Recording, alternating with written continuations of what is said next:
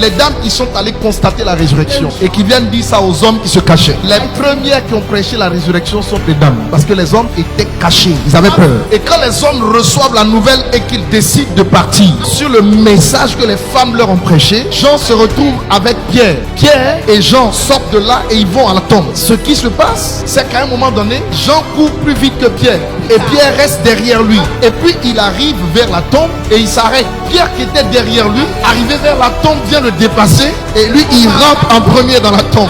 Et quand il rentre dans la tombe, les habits, les vêtements avec lesquels Jésus avait été embaumé, c'est Pierre qui les récupère. Dans la vie, il existe le dépassement. Oui, vous êtes Pierre et Jean, vous débutez ensemble, mais à un moment donné, Jean dépasse Pierre. Ça, c'est en allant vers Jésus. Il court, mais à un moment donné, lui aussi, il s'arrête. Et puis celui qui l'avait dépassé vient aussi, il le dépasse.